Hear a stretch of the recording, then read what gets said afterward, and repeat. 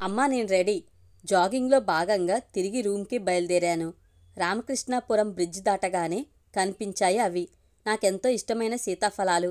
వాటి పరిమాణం చూసి ఆగి బేరం చేస్తున్న చాలామంది నిరాశతో వెళ్ళిపోతున్నారు. కారణం, 2 చేతులతో పట్టుకుని తినే అంత పెద్ద సైజులో ఉన్నాయవి. పెద్ద పెద్ద కళ్ళు విచ్చుకుని ఏ భోజన ప్రియుడు తమను రసికతతో ఆస్వాదిస్తాడా అన్నంత పక్వానికి వచ్చి ఉన్నాయి. పళ్ళు పచ్చిదా పండుదా అని తెలుసుకోవడం కోసం నొక్కి చూడ్డానికి చెయ్యి ముందుకు చాపాను.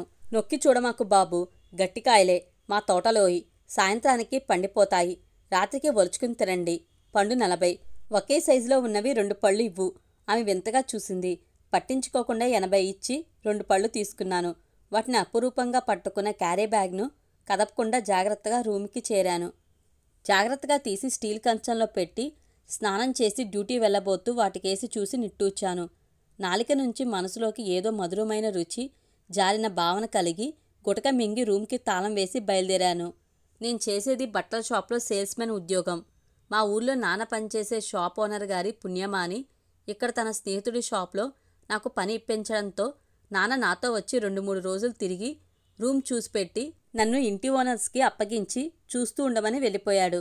రైస్ కుక్కర్, పడుకోవడానికి చాప, 2 దిండ్లు, దుప్పట్లు, అమ్మ స్వయంగా పాత చీరలతో కుట్టిన బొంతలు, ఇలా ఎప్పుడు రూమ్ మారాల్సి వచ్చినా ఒక్కసారిగా ఆటోలో వేసుకుని వెళ్ళిపోయేలా అత్యవసరమైనవి మాత్రమే ఏర్పాటు చేశాడు నాన్న. ఎలక్ట్రికల్ రైస్ కుక్కర్ పెట్టుకోవడం, కర్రీస్, పెరుగు ప్యాకెట్ బయట నుంచి తెచ్చుకోవడంతో జీవితం హాయిగా మొదలైంది. నేను డ్యూటీలోకి వచ్చేసరికి మిగతా సేల్స్మెన్, సేల్స్ గర్ల్స్ ఒకరొక్కరే రాసాగారు. ఏ అమ్మాయిని చూసినా పంజాబీ డ్రెస్లో చూడడం అలవాటైపోయింది ఇక్కడ. శారీస్ కట్టుకునే వయసున్న ఆంటీలు కూడా పంజాబీ డ్రెస్సెస్లో దర్శనమిస్తుంటే చూడ్డానికి చాలా చిరాగ్గా ఉంటుంది. పైగా జారిపోయిన వక్షం, పై పొట్ట కిందకు జారి తమ కళను కూడా తాము చూసుకోలేని భారీ పర్సనాలిటీలను చూస్తుంటే ఆడదంటే గౌరవభావం నాకే తగ్గుతుందనిపిస్తుంది. ఈ కల్చర్ ఏమిటో మా గ్రామాలకు కూడా బాగా పాకేసింది. పగలు రాత్రి ఇంట్లోంచి కదలిన ఆడవాళ్లు అంతా విఠలాచార్య గారి సినిమాలో పిశాచాల్లా నైటీల్లో దర్శనమిస్తుంటే ఆడదంటే రోత పుడుతుందని అమ్మతో అంటే, ఎవడు కనిపెట్టాడో గాని నైటీ సుఖంగా ఉంటుందిరా నాయన ప్రాణం. అయినా మారుతున్న కాలంతో పాటు మనము మారాలి. వెధవ పాత చింతకాయ బుద్ధులు నువ్వును. నీకన్నీ మీ నాన్న బుద్ధులు వచ్చినట్టున్నాయి. ఈ కాలం ఆడపిల్లలంతా రకరకాల బట్టల్లో అందంగా కనిపిస్తూ చూసిన కొద్దీ చూడాలనిపిస్తున్నారు. మా రోజుల్లో అవకాశం ఉంటేనా ఎన్ని డ్రెస్సులు కట్టుకునేదాన్నో అంది తెలుగు సీరియల్స్ విపరీతంగా చూడ్డానికి అలవాటు పడిన అమ్మ. అయితే పుట్టినరోజును గాని పండుగ రోజుల్లో గాని చెల్లి తనతో పాటు చుట్టుపక్కల ఆడవాళ్లు లంగా ఓనీల్లో చీరల్లో కనిపిస్తే మాత్రం ఆ రోజంతా మనసు గాల్లో తేలిపోయేది. లేగదూడల్లా ఊళ్ళో వయసుకొచ్చిన ఆడపిల్లలు గంతులేస్తూ ఎగురుతుంటే పరువానికొచ్చిన వారి అవయవ సంపదలోని లావణ్యం పొంకం నాలో మగతనాన్ని నిద్రలేపేది. ఆ రోజంతా మధురమైన కలలతో మనసు గాల్లో తేలిపోయేది. నాకు రాబోయే ఊహాసుందని ఊహించుకుంటూ పచ్చని పైరుగట్లమ్మట నడుస్తూ ఎంతో మానసికానుభూతిని అనుభవించేవాణ్ణి. నేను ఉప్పు కారం తింటున్న వాణ్ణే. పైగా నా వయసు ప్రస్తుతం అచ్చమైన కోడిగిత్త వయసు. నాకసలు ఆడపిల్లలంటే చచ్చెంత సిగ్గు. వాళ్ళని చూస్తూనే అలా ముడుచుకుపోతావేమిట్రా? ఈ జన్మకి నాకు కోడలు వచ్చే యోగం ఉందా అని నీ తోటి కుర్రాళ్ళు చూడు, చక్కగా ఆడపిల్లలతో సరదాగా మాట్లాడుతూ జోకులేసుకుంటూ ఆర్టీసీ బస్సులో రాసుకు పూసుకు తిరుగుతూ చదువుకుంటున్నారు. నువ్వేమో తుండుగుడ్డ కట్టుకుని నూతి దగ్గర నీళ్ళోసుకోరా అంటే ఆడదాల్లా బాత్రూంలో దూరతావు. నేనసలు మగాడినే కన్నానా అని నాకు అనుమానం వస్తూ ఉంటుంది. నేను అచ్చమైన మగాడినే అని నీకు అనిపించినప్పుడు చెప్పు, అప్పుడు మొదలెడతాను సంబంధాలు చూడడం అని అమ్మ విసుక్కుంటూ నన్ను ఈ ఊరు పంపించింది. హలో, ఏ లోకంలో ఉన్నావు? సీమ పిలుపుతో ఈ లోకంలోకి వచ్చాను. ఇదిగో నీకోసం సున్నుండలు చేసి తెచ్చాను. రోజూ పడుకోబోయే ముందు ఒకటి తిని పాలు తాగు అంటూ బాక్స్ చేతిలో పెట్టి తన స్థానంలోకి వెళ్ళిపోయింది. సీమకి కొత్తగా పెళ్ళయింది. మామూలుగా ఉన్నా నవ్వుతున్నట్టు ఉండే చక్కని మొహం, ఎప్పుడూ పెదవుల మీద దరహాసం, ఎవరినైనా సరే స్నేహంగా పలకరించే కళ్ళు, చూడచక్కని పర్సనాలిటీ. వెరసి ఆమె భర్త అదృష్టవంతుడు అనిపించింది. నేను మొదటిసారి డ్యూటీలో చేరినప్పుడు మా బాస్ ఆమెకు నన్ను పరిచయం చేసి, సీమ, ఈ అబ్బాయికి మెలకులన్నీ నేర్పు అని నాతో బాగా నేర్చుకో. వచ్చిన కస్టమర్ నిన్ను గుర్తుపెట్టుకుని నిన్నే చూపించమని అడగాలి. అప్పుడు నువ్వు నీ ఉద్యోగానికి న్యాయం చేసిన వాడివి అవుతావు అన్నాడు. సీమ పుణ్యమా అని చాలా మెలకువలు తెలుసుకున్నాను. ఒకటి కొందామని వచ్చి 2-3 వెరైటీలు కొనుక్కు వెళ్లేలా చేయగలిగిన సామర్థ్యం సంపాదించాను. కస్టమర్లలో ఆడపిల్లలు ఎక్కువగా నా దగ్గరికే వస్తుండేవారు. దానికి కారణం మగటి మిని ప్రదర్శించి నా అందం. నా దురదృష్టం ఏమిటంటే 5 అడుగుల 5 అంగుళాలే ఉండటం కామన్ హైట్. బాగున్నాడే, కానీ ఒక్క 3 అంగుళాలు ఎత్తుంటే ఎత్తుకుపోయి రేప్ చేసేసేదాన్ని. వాళ్ళ మాటలు గుసగుసగా నా చెవిన మొదటిసారి పడినప్పుడు నన్ను మగాడిగా గుర్తించినందుకు ఆనందం వేసింది. రాత్రి 9ంటికి డ్యూటీ పూర్తయింది.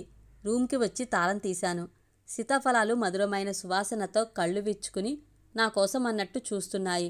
స్నానం చేసి భోజనం చేశాను. సీతాఫలాలున్న కంచాన్ని తీసుకుని నా హంసతూలికా తల్పం మీద కూర్చున్నాను. పండు చేతిలోకి తీసుకుని ఒక కన్ను విడదీసి దానికున్న గుజ్జును ఆస్వాదిస్తూ కళ్ళు మూసుకున్నాను. అబ్బా, అమృతతుల్యమైన ఆ రుచికి ఒక్కసారి ఒళ్ళంతా గగ్గురు పొడిచింది. అసలే నాది రోమాంచిత శరీరమేమో. వెంట్రుకలన్నీ ఒక్క క్షణం నిక్కబొడుచుకున్నాయి. మొత్తం కళ్ళు ఒలిచేశాను. ఇప్పుడు పండు నున్నగా రసాలూరుతూ పక్వానికి వచ్చిన కన్నెపిల్ల నగ్న వక్షోజంలా ఉంది. 2 చేతుల్లోకి పండును తీసుకుని నాలిక మొనతో పైననున్న గుజ్జునంతా సున్నితంగా లోపలికి లాక్కున్నాను. ఆ మధురిమ అంతా నరాల్లోకి పాకడం మొదలైంది. నోరు పట్టినంత భాగాన్ని 2 పెదవుల మధ్య బిగించి ఒక్కొక్క గింజను పన్ను గుచ్చుకోకుండా సున్నితంగా బయటకు తీసేస్తుంటే మిగిలిన భాగం ఇంకా రెచ్చగొట్టేస్తుంది. భోజనం చేశాక అంత పెద్ద పండు తిన్నానేమో. కడుపు నిండిపోయింది. 2వ పండు నాకేసి జాలిగా చూస్తున్నట్టు అనిపించింది. పొట్ట నిండిపోయిందే, రేపు ఉదయమే నీ పని చూస్తాన్లే అని దాన్ని సున్నితంగా నా ఎర్రని పెదవులతో ముద్దు పెట్టుకున్నందుకే సిగ్గుతో దాని కన్నుబుగ్గ సొట్టపడింది. నరాల్లో ఏదో సలుపు బాధ మొదలైంది. లైట్ తీసేసి బెడ్ లైట్ వేసుకుని 2వ దిండు 2 తొడల మధ్య పెట్టుకుని నిద్రకు ఉపక్రమించాను. మగత కళ్ళ మీద ఏదో కల ప్రారంభమైంది. నేను కొన్న సీతాఫలాల చెట్టు అమ్మాయిగా మారి చేతులు చాచి నన్ను ఆహ్వానిస్తుండగా నిద్ర పట్టేసింది. మరుసటి రోజు శుక్రవారం. ప్రతి శుక్రవారం నాకు సియాఫ్. హైదరాబాదులో ఎన్ని గుళ్ళు ఉన్నా ఎందుకో నాకు బిర్లా టెంపుల్ అంటే చాలా ఇష్టం. లేచి స్నానం చేసి గుడికి వెళ్దామని డ్రెస్ వేసుకుందామనుకున్నంతలో ఒంటరి సీతాఫలం పలకరించింది. జాలిగా రాబావా అన్నట్టు. నిన్న రాత్రి దాని అక్కను రుచి చూసిన తలుపు రాగానే లాలాజలపు బావి పొంగింది. బావి గిలకకు తగులుకుని ఉన్న జివ్హానావ షడ్రుచుల సరస్సులో తేలియాడ్డం మొదలెట్టింది. అంతే, తీరికగా కూర్చుని నిన్న రాత్రి చేసిన రసఫల వినియోగ కార్యక్రమం యథావిధిగా పూర్తి చేశాను.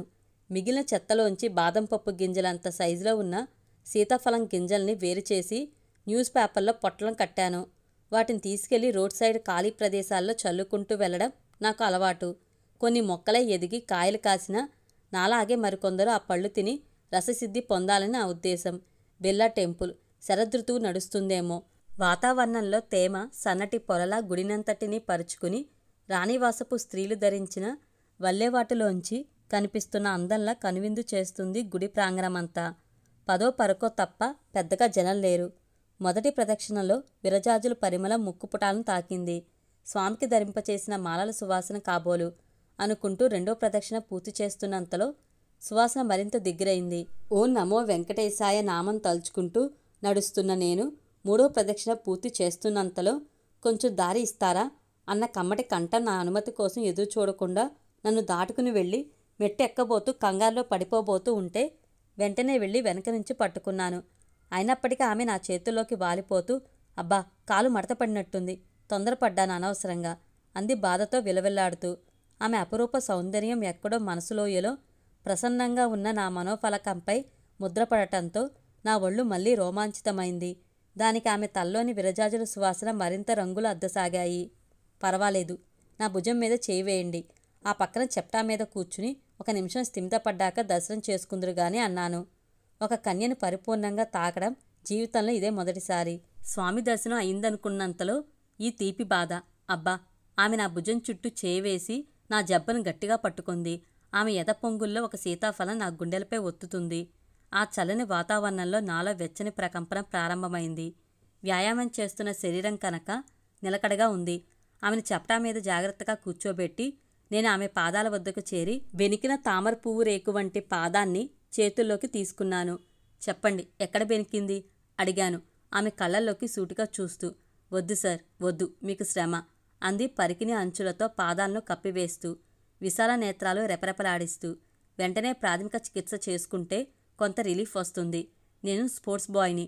మాకు ఆటల్లో జాగింగ్లో ఇలా అవడం సహజం. వెంటనే మాకు మేమే ప్రాథమిక చికిత్స చేసేసుకుంటాం. నా మాట వినండి, లేదంటే ఇంటికి వెళ్ళేటప్పటికి కాలు బరువు చేసేసి వాచిపోయి నడవనివ్వదు. తర్వాత మీ ఇష్టం అన్నాను. సరే కానివ్వండి, కానీ మెల్లగా అందమే గోముగా నొప్పి తాలూకు భావంతో. నేను పాదాన్ని మెల్లగా అటు ఇటు సున్నితంగా 2-3 సార్లు తిప్పాను. మెల్లగా అరిచేత్తో బొటనవేళ్లతో శుతిమెత్తగా నొక్కసాగాను.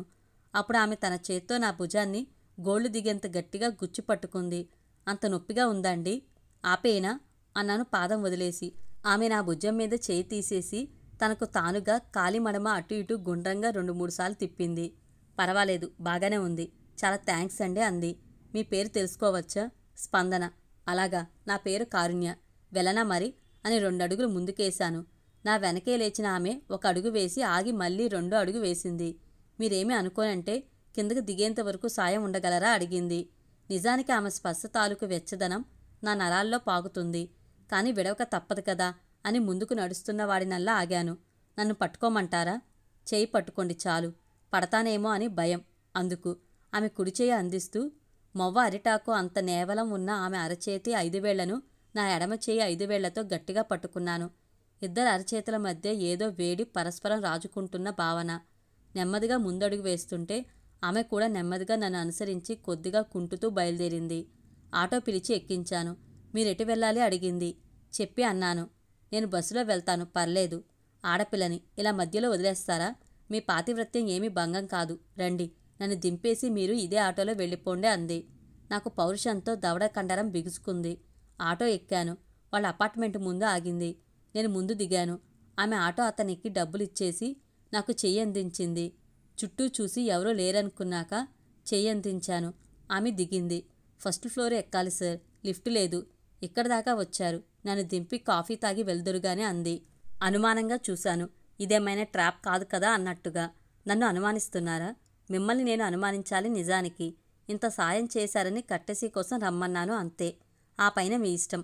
రోడ్డు మీద నుంచి గేటు వరకు ఉన్న ర్యాంప్ మీద అడుగు వేసి 2వ కాలు తీసుకోబోతూ పడబోయింది. ఇక తప్పనిసరే పట్టుకున్నాను. ఇందాక అందించిన చెయ్యి అలాగే ఉంచి ఇంట్లో దింపేస్తే మీ పని అయిపోయేదిగా అంది కవ్వింపుగా. నాలో ఏదో ఉత్సాహం పొంగడం మొదలుపెట్టింది. సెల్లాల్లో మెట్ల దగ్గర మొదటి మెట్టు మీద కాలు వేయబోతున్న ఆమెను ఆమె ఊహించినంత వేగంగా ఎత్తుకుని అవును, ఇంట్లో దింపేస్తే పని అయిపోతుంది అన్నాను. ఆమె కెవ్వున అరవబోయి చంటిపిల్లలా నన్ను కరుచుకుపోయింది. ఆమె చెప్పిన నెంబర్ ఉన్న ఫ్లాట్ దగ్గర దింపాను. ఆమె దగ్గరగా వేసి ఉన్న తలుపును తోసి లోపల దివాన్ కాట మీద కూర్చుంటూ ఇంతేనా, ఏమీ చేయలేరా అంది. ఒక కాలు మీద వేసుకున్న మరో కాలు ఊపుతూ, నా మగతనాన్ని రెచ్చగొడుతూ. నేను తమకం ఆపుకోలేకపోయాను. ఏం జరిగితే అది జరిగిందని ఆమె మీదకు వంగాను. అక్క కాపాడు అంటూ అరిచింది స్పందన నన్ను మీదకు లాక్కుంటూ. ఊహించని నేను ఆమె మీద అమాంతం పడిపోయాను. ఆమె నా పెదవులు అందుకుంది. తొలి ముద్దు ఇంత తీయగా, ఇంత హాయిగా ఉంటుందా అనుకుని ఆస్వాదిస్తున్న సమయంలో హలో, అయితే పెళ్లికి రెడీ అన్నమాట. అబ్బాయి గారు ఉలిక్కిపడి లేచి నిలబడి చూశాను. ఎదురుగా సీమ. తను నా చెల్లెలు. నువ్వు ఎలాగో గుడికి వెళ్తావని తెలిసే తన్ని పంపించాను. ఇంత అందమైన అబ్బాయిని నా మరిదిగా చేసుకుందామని నా కోరిక. తను నిన్ను మొదటి చూపులోనే ప్రేమించి నాకు చెప్పింది. నీకిష్టమైన కారుణ్య? ముందు మా అమ్మకి చెప్పాలి. ఏమని? అమ్మా నేను రెడీ అని. కారుణ్య అన్న తీరుకు వారందరి నవ్వులతో ఆ హాల్లో ఆనందం వెల్లివిరిసింది.